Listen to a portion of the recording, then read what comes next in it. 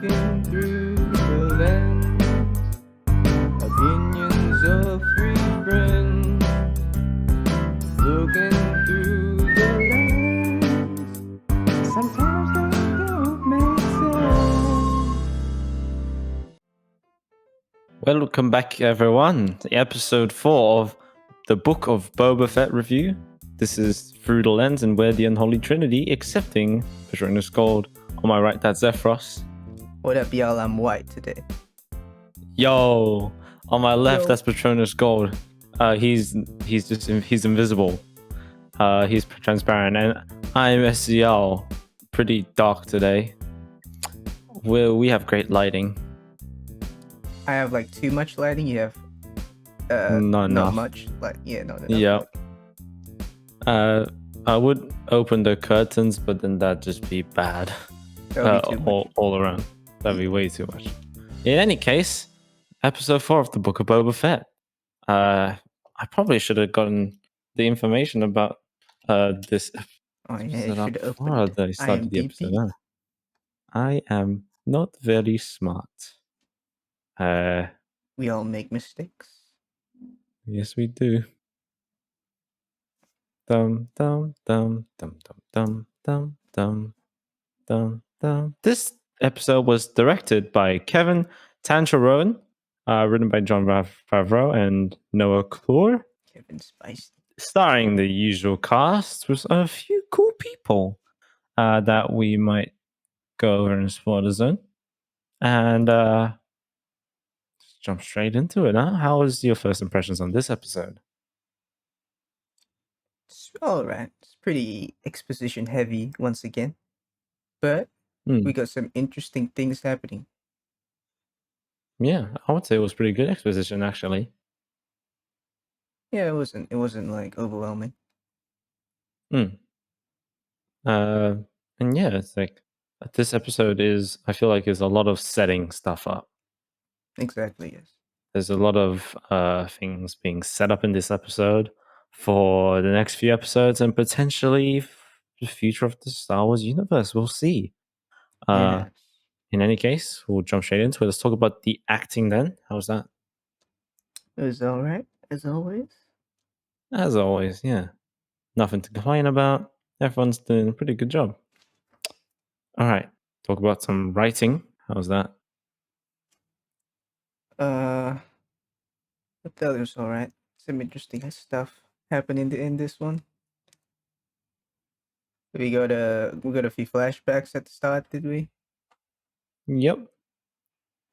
On how what spoiler maybe. Oh, I don't know. Well, before the events of we're assuming these guys already know what happened last episode, right? Yeah. maybe be a bit cautious. Yeah, I don't know. So I guess the events in which Boba meets with Fennec. And that's all I'll say, I guess. Yeah. I mean, I guess it's not too bad for us to talk about Mandalorian spoilers. So real quick, spoilers for Mandalorian season 1, season 2, season 1, 2? It's 2. Season 1. What? Was it 1 season? I think it was 1 season. There was 2 seasons of Mandalorian. Then it would be the second one. Second one, where we see how Boba Fett, because we got like a teaser in the Mandalorian of someone walking up to Fennec Shan's dead body, and now we probably guessed it was Boba Fett, and we saw later on in the Mandalorian series that it was Boba Fett, but we learned the circumstances of everything else after that scene, so, and everything in between during the Mandalorian series, so that was pretty cool. And yeah, it's a lot of non-linear stuff again, going between the flashbacks and like the sort of present day stuff. Do you have any like general comments on the writing in this episode?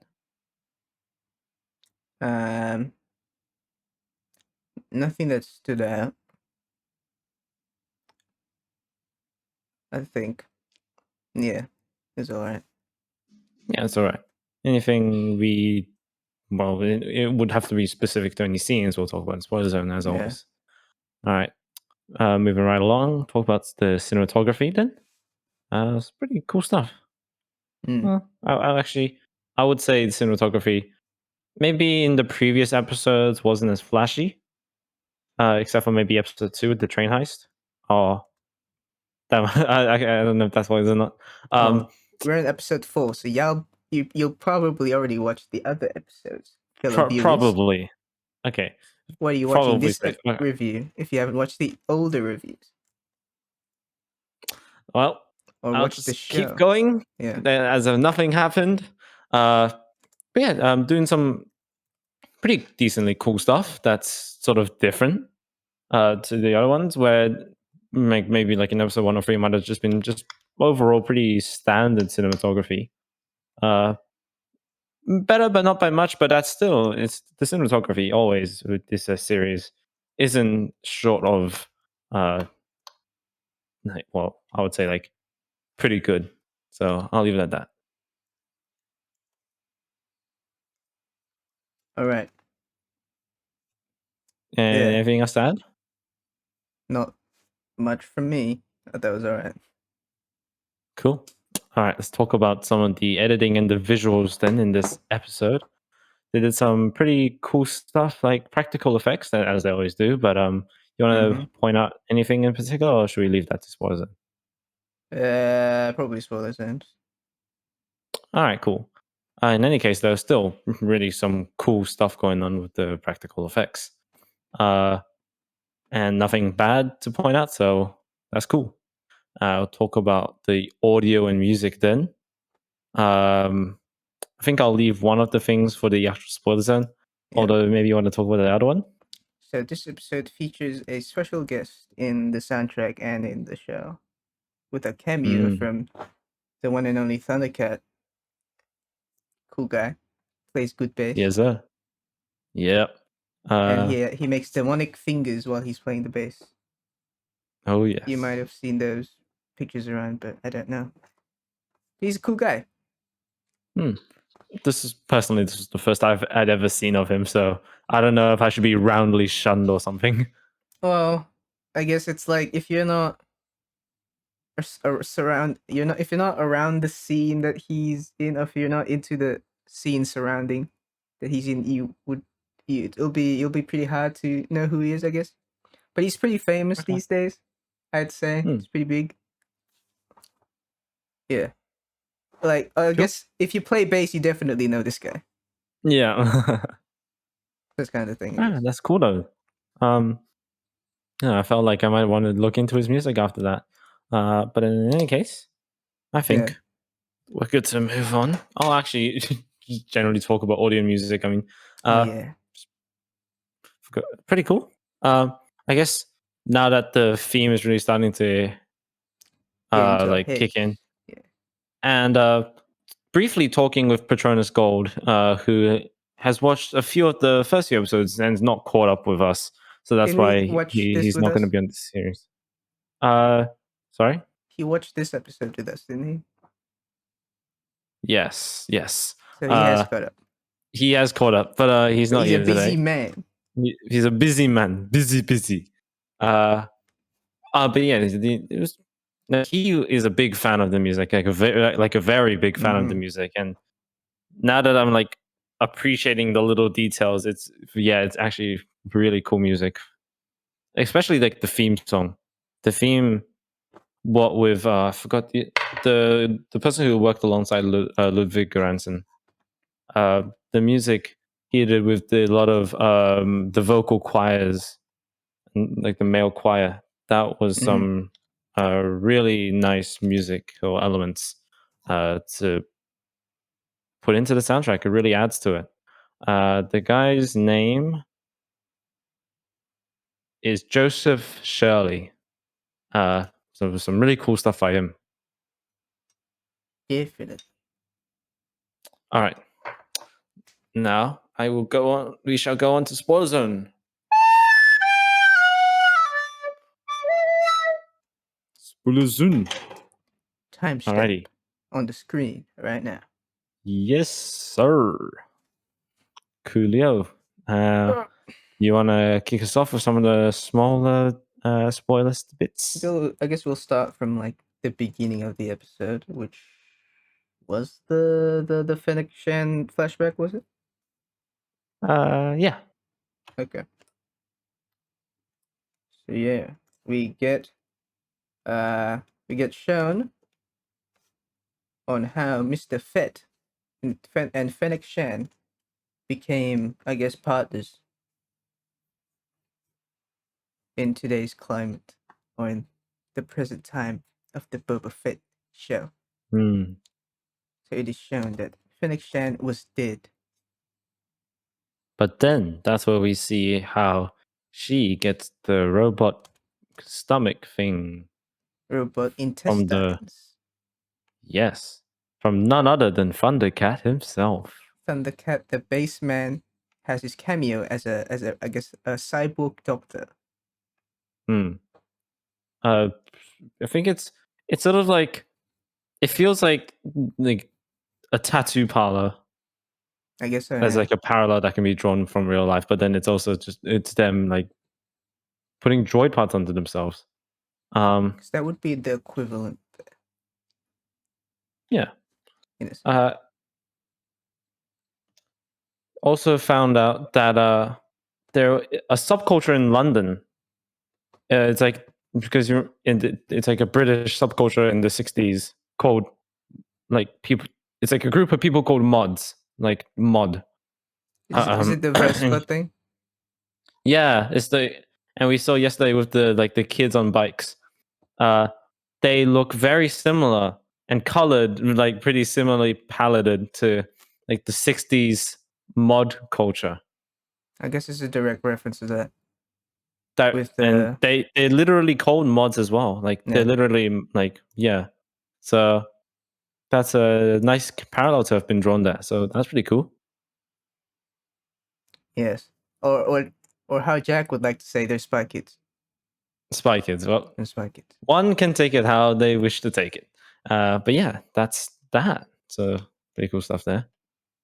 And then we see how they they retake Boba's ship from the from Bib Fortuna in the palace. Yeah, in Jabba's garage palace. Yes. Oh, before this, we were talking about practical effects. One of the practical effects was the Bantha. Oh yeah, Bantha. And I found out recently that it was puppeteered inside of the Bantha was 4 people. And then it was also remote controlled by another 4 people. No, that's cool. So yeah, that's the Bantha. I remember in one of the older Star Wars films, they used like a real elephant Is it Bantha? and just put a fucking costume on it. Ah, So thankfully now people have learned to treat elephants a little better than they did back then. yeah. But that would have been But easier. yeah, Just get an elephant to do it. maybe I don't know. I guess there's animal abuse laws these days. There do be. There do be. The laws are a thing. If they do yes. that right now, PETA will be up their ass real quick. Quite. Well, in any case, yeah. So the Banfa look actually really cool using like a physical like tongue and stuff, I guess. And also they had, I guess, the 4 people inside had to imitate like the Banfa breathing. Breathing, like moving Like yeah, his like the head. moving of like the stomach and stuff. Oh yeah. So I thought you meant that like they made breathing noises inside. But then I yes. quickly realized, oh no. Yeah. I need to learn to be more specific with my descriptions of That might everything. that's just me also. Me like, not getting what you said right away, but a second later be like, oh yes. No one is at fault. We'll leave it at that. Yes. Some other cool practical effects. Do you have anything on your mind? Um I don't know. I Black mean, Chrysanthemum, oh yeah, he's back. doobie. Also, do you know if the Rancor was a practical effect? We'll talk about that I think next, the I guess, since I brought that Rancor's up. CGI, but it's CGI. but they used the good one on him because he's gonna be a long-standing member of the crew. Because yeah, we saw like a scene where the is like the big faction bosses all sitting in present day, that is, at a table, and then Manda Boba is like sitting down with them, not on the throne, being like, I am one of you. And then they're like, why the fuck should we listen to you? And then the Rancor comes up and fucking like jump scares the shit out of them. Be like, ha ha ha, You're sitting on Bobo, top of the Rancor pit, bitch. the Rancor's back, baby. They're like, okay, we'll listen Yo. to you. So the context for that meeting is Boba wants to prevent the Pikes from taking over. So he gathers all the faction bosses to negotiate a treaty so that they would not intervene if Boba decides to attack the Pikes, Hmm. or that they would not take sides. That's how that scene went. Yep. And that was like genuinely a pretty cool scene, I think. That gives parallels to the scene from The Godfather, which I wanted it to be. Oh yes, But yes. it kind of wasn't. But I guess it's no, it's a meeting with the big it's bosses. it's just a meeting. Yeah. Yeah, Factory bosses meeting. It's Godfather enough. should have been like, yeah, I already facilitated all these politicians Yes. for you, but there is no politician. Yes, sir. Anyway, All right. I guess the other thing we talk about is Black Chrysanthemum, because now I guess he's recruited. yes. So since the post the meeting, Boba's like, all right, we need to gather up some people for this war. So he looks around, goes to the bar place, and Mr. Chrysanta was there, eyeing up the lizard people. Oh, practical effect. Lizard people getting beaten up. Yes. Arm gets ripped off. So Mr. Chrysanta stirs up the lizard people who are chilling there. And he causes a scene, you know. Then the lady who owns the place was like, come on, man. Don't cause a scene. Who's the lady's name? So I forgot. And he's like, Whoever the nah. owner of the sanctuary is. Yeah. And he's like, nah, bruh. Then he rips off one of the lizard people's arms. Yo. Then he leaves. Well, he paid for the damages first, then he left. Mm. Then Bo was like, hey, you need a job, mate? And he's like, sure, I'll come along with you. And then he's part of the group now. Yay. So yay, we got a whole squad. We got the squad, but we still need more people. So Mr. We Boba do. and Fennec was like, who should we get? And then Fennec says something. I forgot what Fennec said. But then at that point, the Mandalorian music plays. I think they said something along the lines, oh, we know a guy. Something like that, yeah. So that And would be, what do you call it? Foreshadowing of a certain man foreshadowing. coming into the show that y'all may all know. Yes. Unless they're That baiting moment us. when I was watching it. That moment when I was watching it, it was just like, oh my god, it's happening. Because like Ludwig Göransson, what he did with the Mandalorian music back then was just so good. It was so iconic as well, and then the sounds he used were just so good that it was way too natural not to use those sounds from that music as foreshadowing in this series. Because anyone that hears it instantly is like, oh my god, Mando's gonna come onto this show. Yeah. So that'll be exciting. Unless they do Yes. something stupid or weird with that. Hmm. So we'll see. But Jon Favreau is not a dumb man. He knows what he's doing. No, yeah.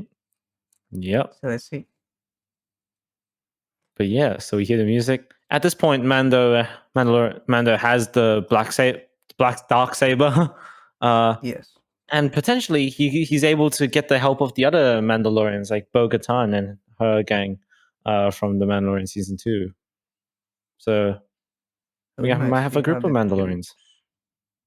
Yeah. Unless Mando is like, yeah, I'm not coming with you. I got better things to do. Now, the other thing that's notable that was being set up possibly in the credit scene with the music playing, the music very heavily drew parallels, and it was almost the exact same music as the theme of the Crimson Dawn, which is set up by Darth Maul, but Darth Maul's dead, and his what do you call it? His heir, I guess. Whoever's taking his spot would be Kira, who we saw in a solo Star Wars story. And so possibly Kira, having been trained under Darth Maul, is going to have a saber duel with Mando with the darksaber. At least in appearance in this show. At least, because we know the bikers killed the Tuscans. Yes.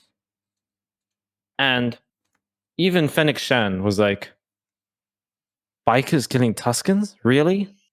So possibly foreshadowing or suggesting that the bikers had help or were set up there or are framed or higher something like that. powers at play.